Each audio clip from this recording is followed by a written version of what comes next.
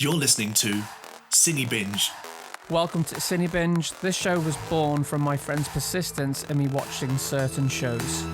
I've been asking Simon to watch Dark, a German TV show on Netflix, which I guarantee he will like.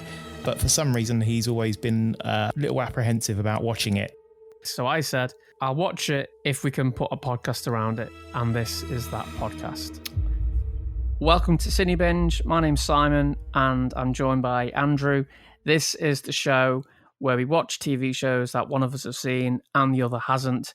We got the first podcast out last week. It went quite well. I'm actually surprised it got out there so quick, so it's available on Spotify and iTunes. We're on episode 2. I've got no idea what's going on. That's where Andrew's going to come in. Enjoy the show. So let's set some ground rules then. Every episode, we are going to be talking about what's going on. Simon's going to theorise a little bit about what's happening, what he thinks might be happening. And we're definitely not going to be talking about anything that's happened in future episodes. So as long as you've seen episode 2, then this podcast will be fine to listen to. So episode 2 is called Lies. Given the first episode was called Secrets, now we have the Lies. What are your thoughts on the first episode? I really enjoyed it, actually. Considering not a lot of stuff happened, but we'll get into that. I'm enjoying the tone and the pace of the show. Love how it looks. It's starting to get me intrigued, and it's starting to get me more intrigued and more invested, but I'm not fully invested just yet. That's fair enough. I mean, this episode is probably, I'd say, the weakest one of this season for that very reason. It takes a little bit of time to get going. It's still introducing some of the characters and still throwing out a lot of questions. But I think the audience should be made aware that you have a confession, a secret of your own that you want to reveal. A secret of my own. Yes. I am very, very worried about this. This is not on script. What is this shit? I knew that would throw you. Yeah, so after we spoke in the last episode about why you should definitely avoid the dubbed version and only watch the subtitled version with the German original audio, Simon, what happened? I have a confession to make. My very good friend, Brian Clark, shout out Urban Engineering, he said, I've got to watch it dubbed because he said, if you miss anything, it's going to spoil the show for you. So I thought, as much as it pains me, because I do love to hear the original performance and it's so important to link those two together. I thought, I'm just going to try it. And you know what? It was so more enjoyable than reading it. At first, it was a bit grating because you see the lips don't quite sync with what's going on. But in fairness, they do a very good job on the timing and stuff. But you could clearly see that it wasn't the original performances. But the actors are really good who did the voiceovers, so it wasn't that much of a problem. Just don't judge me, Andrew. Yeah, I think ultimately it's personal preference. My preference is the original audio. But really, it's whichever way you enjoy the show. That's the important thing here, is that you enjoy what you're watching and can follow along with it. So if the English audio dubbed version helps you with that, then that's fine. So shall we talk about the actual episode and what happened in it? Yeah, let's get into it. Well, this episode starts with a stranger appearing out of the cave and picks up a dead bird. And in the distance, you can see that there's clearly some sort of search party looking for Mikkel. I guess we start there with the stranger. Yeah, and considering there's a lot of people looking for someone, he doesn't try and hide. He's just, oh yeah, there's a load of people there. Just he doesn't seem to move tracks fast or anything like that. So he's very elusive, this guy, who I'm calling Mr. Dark, by the way, because he looks a bit scary and he looks a sinister character. He certainly seems a bit suspicious, I would say. And I also find it quite interesting that he has turned up out of the blue just after a child has disappeared. So again, immediately I'm kind of thinking, okay, is he connected to the disappearance in some way? It's interesting how in the last episode they talked about things repeating and so on. And a bit like when the power plant boss, Alexander Tiedemann, talks about turning up in Winden 33 years ago, which coincidentally would have been around the time that Mads disappeared. And now here we are again, a new stranger in town, just as a child has disappeared. This cave or this hole, whatever it is, seems to be some sort of portal. I'm intrigued by what that is because he's not the only person who comes out of that in this episode. And we also see the caves feature when Ulrich is out looking for his son, Mikkel, and searches the caves, discovers a door which appears to be sealed. He bangs on it, tries to see if Mikkel is on the other side. He gets no response. But the door itself has the symbol of, well, it seems to indicate that it's linked to the nuclear plant. So presumably whatever's on the other side of that door is within the nuclear plant facilities. That leads to Ulrich wanting to investigate the nuclear plant at some point in this episode as well. Yeah, and it's not very clear like how far into this cave that door is. You know, so we don't know what the geography is of the cave. It could be huge. It could be under the whole village, or we just don't know. And I think it does that deliberately. I'd agree. I think it is unknown, I guess, how big this cave network is, whether it's quite a small cave network or large and sprawling with lots of different corridors to get lost down. So it could well be that he just happened to follow the wrong point, the wrong turn, and somewhere in that cave, Mikkel is waiting for him. And then we're back in Jonas's bedroom. He appears to have had a bad dream. He wakes up, starts to hear noises and stuff coming out of his ears. And then he turns the mirror and you see his dad in the background again. Never a good thing. This was definitely like Inception. Yes, because it turned out that the vision of his dad is actually a dream itself, and then he wakes up from that dream. So a dream within a dream. It threw me that as well, because at first I thought, oh my God, and then, yeah, he woke up. And then he woke up. That's going to be the end of the show. It was all a dream. It's very bad writing when that happens. And then he woke up and it was all a dream. They get that one in there early. A good way to get it out of their system. And then that's it. I mean, that's before the credits roll. And when we start up again, we're with Charlotte looking at I guess it's the morgue, and they're doing autopsy to see what the kid died of. You know, the guy that they found in the first episode with the burnt out eyes. They're doing tests to see what caused his death. Some interesting points that they raise around, I forget what were they called, the things in the ear that lead to balance. I don't know what they were, but they said he wasn't abused, and these things were not where they should be. Not where they weren't where they should be. These things that are in people's ears, they weren't where they should be. We're not doctors, Andrew. We don't know what these things are called. We'll just call them things. The midichlorians. The midichlorians weren't where they should be. And next we see Peter Doppler, the psychiatrist from the first episode, crying in his car while listening to a news report of the missing children. Which makes me think he's responsible for it, because you don't just cry when you hear the news unless it's like something catastrophic, like really, really bad. But it was as if he was either remembering something or he's responsible for something recent. And why would he be sat in a car? Which makes me think he's done something recently and he's regretful about it. Well, that would certainly tie in with what happened in the first episode, where he wanted to talk to his wife about something. So clearly something is playing on his mind at the moment, and he's a very emotional chap. So yeah, there's something odd going on there that we don't know about yet. I like him though. He seems an interesting character. Like, even though he's crying and we think he might have done something bad, he seems quite an empathetic character. Well, you would hope that from a psychiatrist, wouldn't you? You imagine a psychiatrist who isn't empathetic. You want to meet mine? I don't have a psychiatrist. Andrew's my psychiatrist. Actually, that's how we met. Yes. This is costing me a fortune. Yeah, it helps to talk about it. Yeah, he's regretful, he's remorseful, he's done something, and fairly recently as well, I think, because he's listening to the news and he had this guilty vibe about him. Either that, or he's remembering something from his past and he's got bad memories. Perhaps he's remembering what happened back 33 years ago when Mads disappeared. Yeah, we just don't know at this stage. Who is Mads? Because you've referenced him a few times now, and I am not knowledgeable, but is that being referenced already? Mads is Ulrich's brother, the one who had disappeared 33 years ago. They mention, obviously, Ulrich mentions him. Ulrich's parents mention him in this episode when Janus talking to Ulrich's dad and saying, it's just like when Mads disappeared. So yeah, he's mentioned a few times.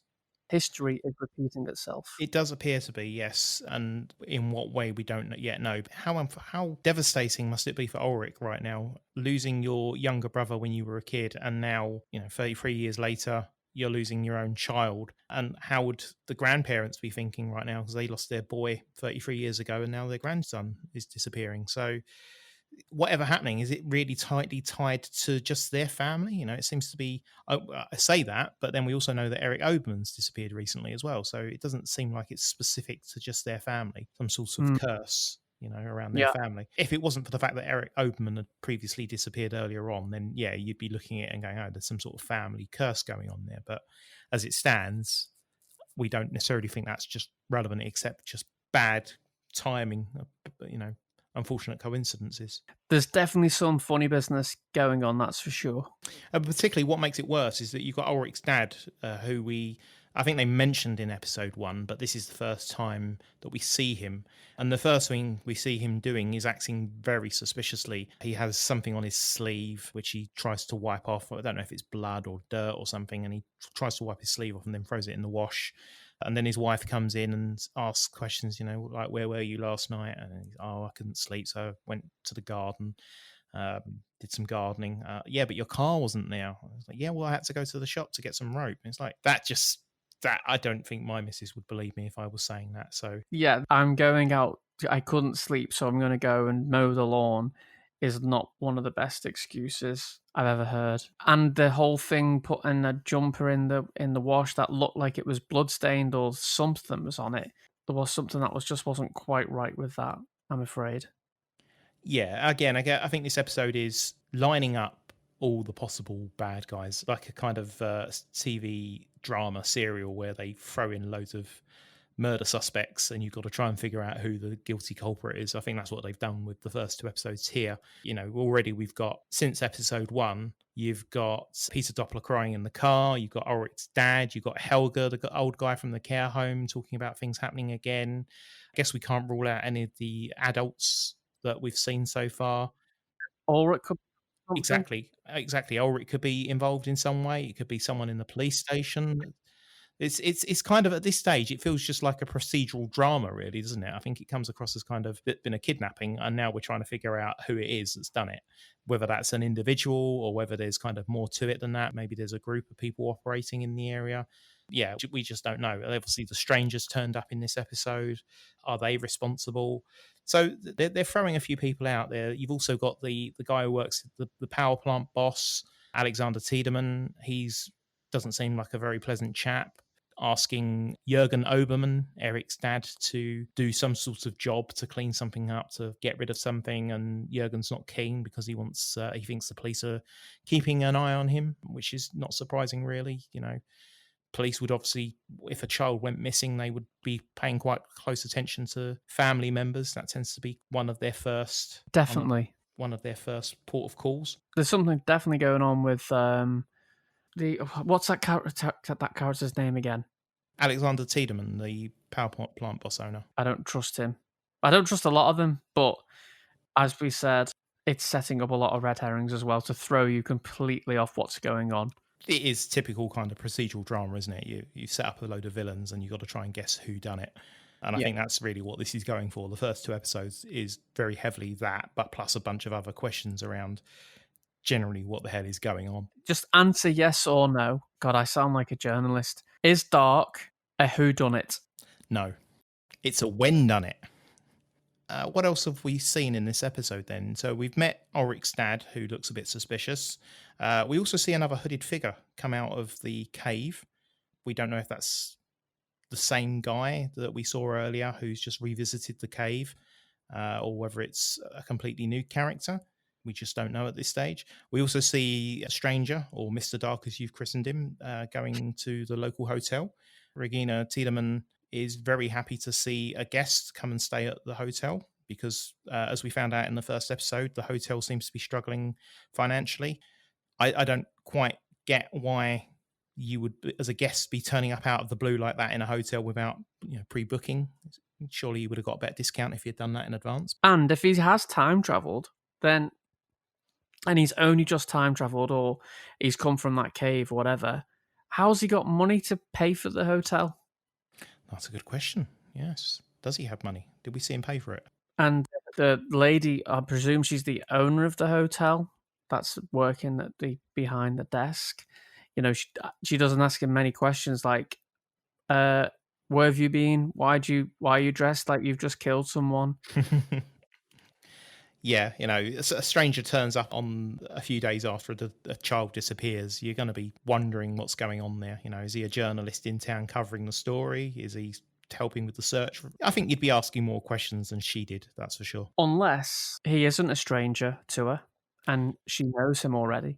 And staying with the hotel then, I guess Stranger goes to his room. He has room 8. The camera does seem to linger on that door to make sure we are very much aware that it is room 8. Is that significant? But certainly what happens inside the room, I think, is probably significant, because we see that he has a lot of notes and drawings and pictures on the wall. We have a book that appears to be about time, which I guess is going to be quite relevant here, because the show does seem to be kind of firming up. Yes, this show is about time in this episode, whereas in the first episode I was kind of on the fence. Is it about time? Is it about just like a repeating curse that happens every 33 years? But I think now we're starting to get to a point where, yeah, I think it's fairly clear that we're dealing with time here.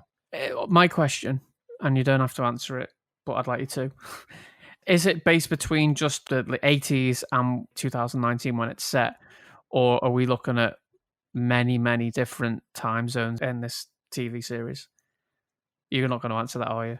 I'm not going to answer that, because I think that would give too much away later. Okay.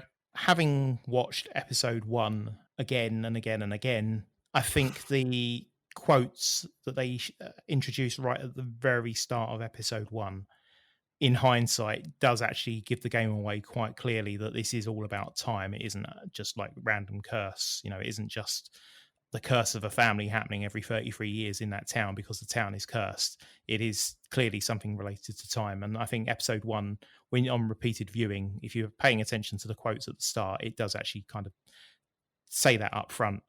It wasn't until this episode where I kind of realized that that's what they were getting at. So is this a show where you're watching it, when you're rewatching it, you go, it was so obvious. I can't believe I didn't pick up that was the thing that is the main like thing? Or, you know, like in how, spoiler alert for Fight Club, how Fight Club is so, when you watch it the second time, it's obvious what's going on, or The Sixth Sense. Do you know what I mean? It's when you rewatch it, you go, how did I not pick up on that? This is the sort of show where I think you could easily do a podcast around this, watching all 3 seasons, and then going back to the original first season again and rewatching it and talking about the same episodes we've already talked about, but you'd be able to talk about them in a different way, because you would see things that you didn't see the first time round, that all these little insignificant moments that have happened in these episodes that you kind of feel at the moment is probably inconsequential. It's just kind of setting the scene and so on. Some of that stuff actually has more importance than you realize at this stage. It takes on new meanings as you come back to it on a second watch. Not all of it, but some of it.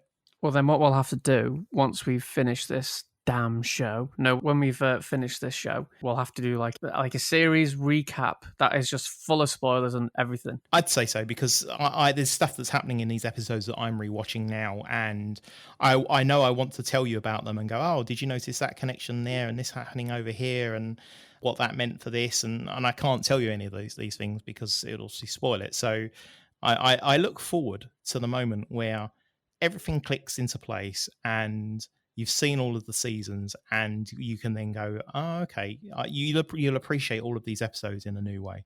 Just to be clear with the whole no spoiler thing and how serious Andrew takes this show, when I was putting together the new website, sydneychill.com/cinebinge, I said, Andrew, I need some graphics, or I need some content pictures for it. I'm going to Google. And he's like, no, you don't Google anything. I said, if I Google dark season 1 secrets images. Is that dangerous? And his reply was, yes, yes, exclamation mark. I will get it for you. So that's the level of how much Andrew doesn't want this show spoiled for me. And to be honest, I appreciate that, because there'd be people out there who don't care, and they just, they would rather you just do all the work, and they don't care if you see anything spoiled. But I'm so careful, especially now that we've got the podcast and it's out, and like we're trying to find ways to promote it and find content. But trying to find content for a show that you don't want to be spoiled is difficult. So all the social media is now over to Andrew. Yeah, I mean, I think you could just type the word dark. You'd see an image or a post, in the Google search results. You'd see something and it would spoil. There's no doubt about it. So yeah, just all off limits at the moment. Let me do all the content gathering. So moving on. So we've got to the point where Mr. Dark. So you've got me calling him Mr. Dark now. The stranger, as he is credited in the credits, is staying at a hotel, and he's clearly got some sort of mission, some sort of plan. He's laid out all of his notes and his maps and his diagrams and his mazes, references to Ariadne and the labyrinth there as well, I guess, Greek mythology. And the book on time as well. So there's a lot going on in that room. I bet if you slowed it down and did a frame by frame look at everything that he had on his wall, I'm sure there'd be clues and hints in there as well. Clearly he's up to something, and then he obviously pulls out this machine of some sort of ancient looking a clock thing. I don't know. It's like I guess it's a clock, isn't it? It looks like a clock. It looks like one of those kind of 1800s style timepiece of some description. It looks like a calendar or a clock, or very, very old, and thing you'd see on like the Antiques Roadshow, and they'd value it for like £2, and the person who brought it in would be gutted. I think going back to Ulrich, he's obviously on the case now. He's trying to find out where his son is.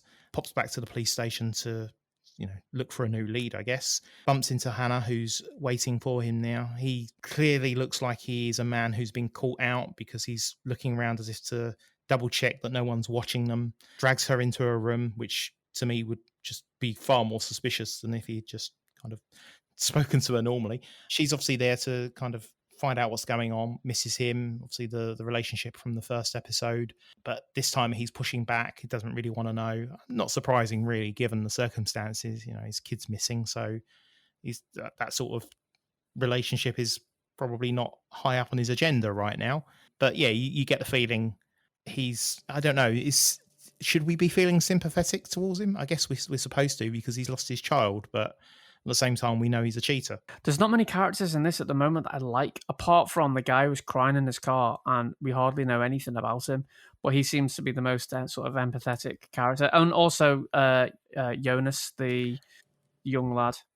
Yeah, I think Jonas is probably the one who's the victim so far in all of this, really. And I guess Mikkel as well, being the one who's been taken away as a child. At least with Eric, he's got this flaw of being involved in drugs, whereas Mikkel is just a young child and has disappeared. So I guess he and Jonas, I guess, are the ones that you kind of look at and go, yeah, they're the ones that where our sympathy should lie at the moment. The people who go missing, are they selected for a reason, or are they just unfortunate to go missing?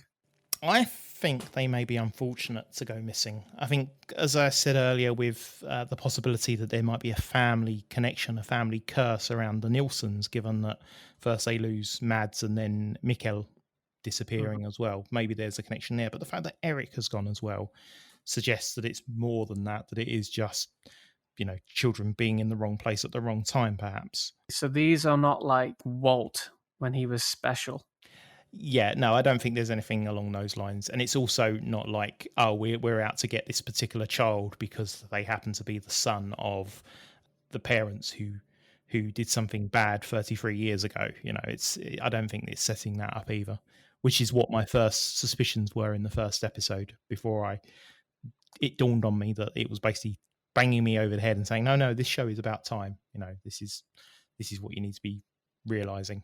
So you thought it was like a revenge type thing for something that had happened in a previous time or whatever? Yeah, it wouldn't have surprised me if that was the case. You know, you've got all these old people walking around that were around in like 33 years ago in 1986. Something happened back then. They're clearly, it's a small town, you know, it's clearly something's happening again. And that was my first thought, that it was some sort of town curse, or someone was seeking revenge on what had happened back then. It was along those lines that I was kind of thinking back then. But I think this episode kind of points you in the right direction, steers you in the right direction, says actually no. And in hindsight, having watched episode 1 again and seeing the quote at the very start where it talks about time and how it twists and so on, you kind of go, oh, all right, yeah. The thing is that most shows start and you're not really paying attention right at the very start of a show, are you? You get into it a little bit slowly, and by the time you're actually paying attention, anything that's happened in the first 5 seconds of the show, Lost, I guess the opening of Lost is an exception where it kind of starts with a bang, really, doesn't it? Whereas you're like invested right from the first second. But a show that setting the scene with some words on the screen, you kind of don't really pay much attention to it. At least I didn't. And it wasn't until sort of rewatching it, I was like, oh, okay, yeah, they were quite clear from the outset. Whereas it took me until episode 2 to get to it. So Jonas has visited his father's workroom, I guess, where he was painting, and also, unfortunately, the place where he hanged himself. And while he's waiting in that room, lying down in that room, he spots a loose panel in the ceiling and discovers a map, quite heavily annotated, lots of comments on it. I have no idea what the translations are, but the show does make a point on focusing on one specific line, which is translated for us, and it says, "Where is the crossing?" It's a map of the cave network. That's one thing that did get me intrigued because, as you say, the subtitle said, "Where is the crossing?" And you have the kid, and he's found all these, like, he's got all these maps and all this stuff laid out. And it kind of showed what his dad had been up to, working on. It's not him who's made these diagrams, it's his dad, and it's like this whole map, and it mirrors what Mr. Dark is doing in the hotel, I think. Yeah, I'd say that there are similarities there between the two. For the same thing. Yeah, they seem to be. It does appear to be that case, doesn't it? That his father seems to be interested in whatever kind of mystery is happening in the town, and now we have this stranger who also seems to be aware of the mystery in some way and is looking to try and investigate further. So we also see the room again, where the children seem to end up. Eric appears to be harnessed in the chair and locked into place, while a TV shows some sort of scientists talking about time again on the TV, which kind of reminded me of Room 23 in Lost, with the sort of being indoctrinated and having their mind control. Also reminded me a little bit of A Clockwork Orange, but they didn't use like a death chair. Well, not a chair, and it looked like an electric chair. Yeah, it did look like they were basically about to put him to death, that's for sure. But why would they have him on some TV show before he gets killed? Yeah, that does seem a bit odd, doesn't it? And we later see his what appears to be the body of Eric being dragged through a forest by a man in a hooded outfit. I've got a theory about this. Okay. So I think that the whole time travel thing, I think when they get zapped or whatever, I think they're being cloned, and their clone can't exist. So the clone kind of gets destroyed type thing. So imagine it, the guy in the chair gets zapped, the fella in the chair, that body gets destroyed, and then the new one, he's absolutely fine. And I think the one that gets destroyed is the one that's being dragged out. That's just my theory. That's Conroy's theory. Conroy's theory. What else happens? We also have Ulrich visiting, having shunned Hannah's advances in the police station. He does do some more digging, realizes that Jürgen Obermann's truck has similar kind of tire prints and also had access to the power plant. So maybe he's involved. So he goes to pay him a visit, starts searching around his yard, and discovers some sort of bag attached to a chain. starts to pull the chain out, and just as he's getting the bag of whatever it is out of the hole, up pops Jurgen pointing a shotgun at Ulrich. I thought it was the head. It did look like a head, didn't it? It definitely had the right shape for it. I thought, if this is a head, that's me checking out. I don't want to watch a series like a horror series. I mean, it wouldn't have been a surprise, to be honest. The show is called Dark, and you do kind of feel that that's called Dark for a reason. Is the caretaker's name Jurgen? Yes, the caretaker's name is Jurgen. He is Eric Obermann's father. And as it turns out, when he pulls the bag out, he discovers lots of drugs inside. And we knew that Eric was involved in drugs because they mentioned it in the first episode, that Eric had a stash of drugs down by the cave. That's why the children had all run down there.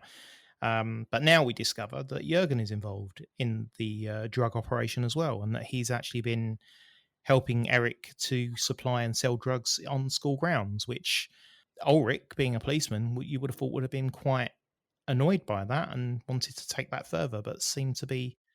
He was very open about it. We sell the drugs in schools, and it just kind of goes over Ulrich's head like, okay, whatever. He's not bothered. He's focused on finding his child. But I have another theory. It all is on Jurgen, because we all know anyone called Jurgen is evil. I know a few people called Jurgen. I will not verify whether they are evil or not. I think you know who I'm talking about. Oh, I know who you're talking about, yes. Hey. All right, carry on. No, that was his number one little fanboy. Yeah. Anyway, so Jurgen's a drug dealer to the school kids, and a police officer isn't bothered about that, which is very alarming, but not surprising. Yeah. I think it's not surprising. I think it also shows that Ulrich shouldn't be doing the job right now. He's, I guess they're limited in their resources, being a small town. But you would have thought that a father who has lost his child is not the right person to be investigating their own child's disappearance. I think personal feelings will be running high, emotions will be running high, and may not be thinking as straight as he needs to be in that role. But yet they all seem quite happy with this man running around town trying to investigate his son's disappearance, which is leading them into trouble. You know, he's obviously chased up Jurgen without any real evidence and put himself in danger there. He's then been trying to get into the power plant and is disappointed when the search warrant is refused. So he's shouting at the Alexander Tiedemann, asking him to let him in so he can look around, and Alexander isn't willing to do that. We understand why he's in the situation that he's in, but you've got to be questioning why they're allowing him to continue in that role, really. You could say there wouldn't be anyone better to try and find the son. Like, he's motivated because it's his son. Yeah. But he'll do anything, and it mightn't be the correct way to conduct the investigation, as you said. Totally. He could end up making things worse. With someone, how far will he go?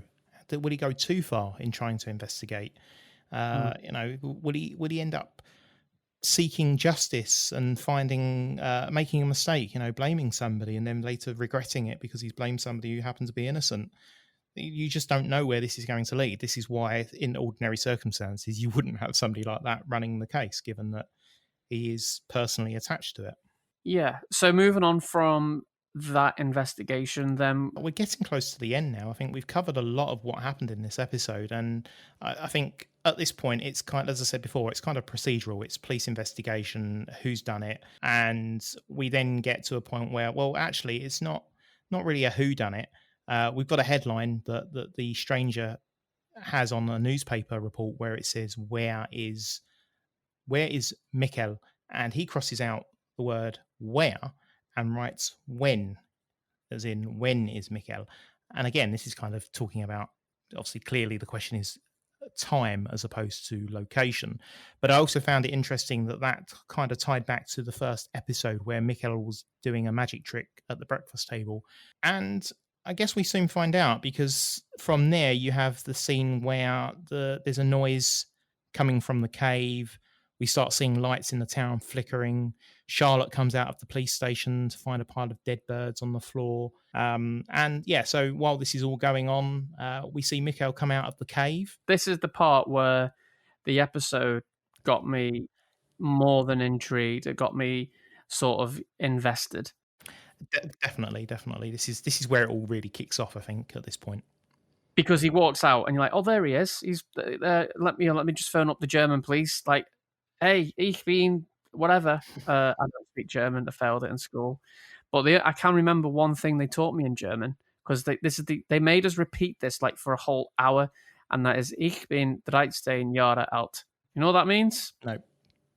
I am 13 years of age, and I'll never forget that. That's all I know in German. Anyway, so they don't phone up the German police, and you know, like you'd have thought, oh, there he is, he's been found, and then he walks out this cave, looks a bit roughed up, like he's had a bit of a fight with whoever, or looks like he's fallen down like a hill and got scratched up or whatever. He's not physically like damaged, but he's bruised and scratched and looks like he's been through it. Oh, well, I expect walking through a cave in the dark would do that. You know, you're not going to be able to do that without banging your head a few times and scratching yourself on sharp, pointy corners of rocks and so on. So I expect he has suffered a little bit trying to get through those caves. I could walk out a cave looking pristine. You just got to be careful where you step. Then is walking down this street and you see old looking cars. Like, this is weird. And then he goes to this house, which is his house. And I think his parents are going to be so happy when they see him. And he tries to open the door and it doesn't open. And then he's greeted by young Ulrich. And we're like, what the hell? And Mikhail looks a bit startled, but not surprised. But he just looks like he doesn't freak out. I would freak out. And yeah, I think he doesn't immediately know that this is his father that he's talking to, because I don't think he actually mentions his own name. He just says, you know, this is my house, I live here.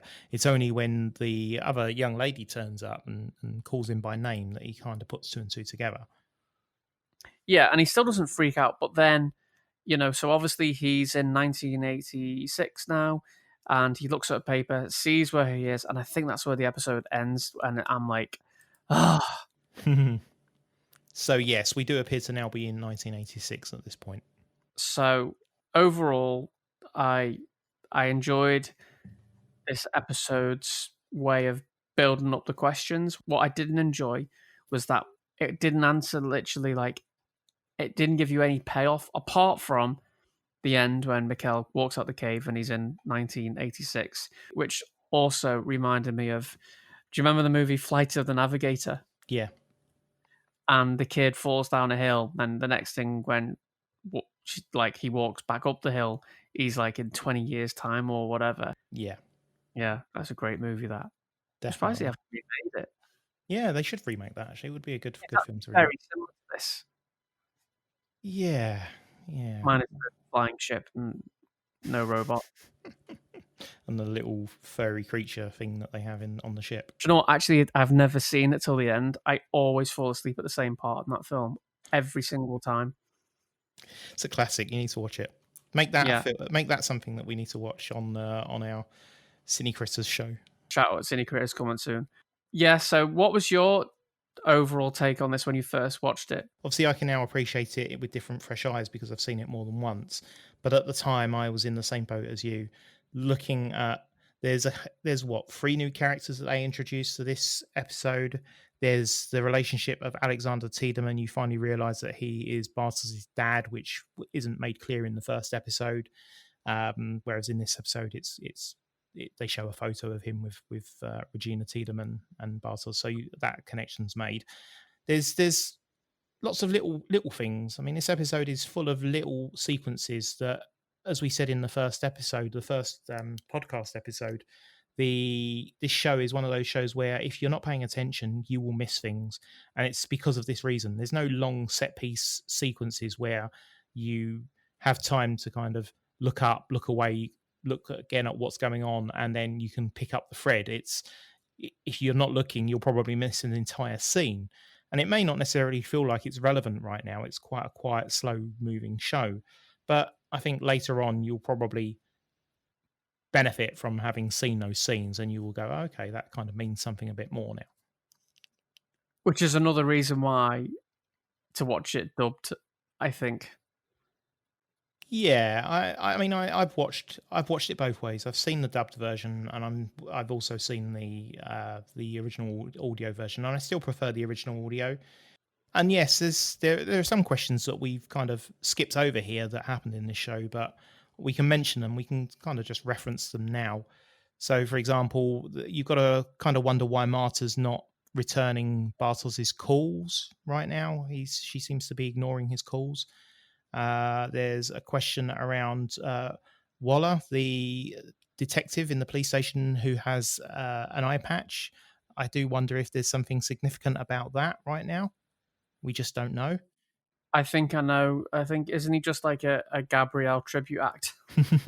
He could be, but anyone with an eye patch is usually a villain in some show or another. So you immediately, I think they've just done that deliberately, haven't they? Throw an eye patch on him. Otherwise, it just look like a normal insignificant character.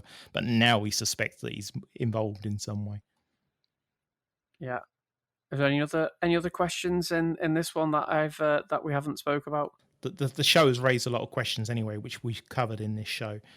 I mean, what was your overall take on the show in terms of the way it was shot, the cinematography, the soundtrack? Because the one thing I like about this show that hooks me is the soundtrack. I absolutely love the soundtrack across all of the episodes. At the moment, it's not jumped out at me, I'll be honest, but I think that will change the more I watch it. There'll be songs I go, oh, I like that song. Like, I remember when I first watched the 13 Reasons Why, I didn't particularly like the music, but by the end of that show, I don't think that playlist left my car. So it might be the same for this. We'll see. I like the opening credit music. I love the music that we've might have used in the intro to our podcast, because it does set the tone.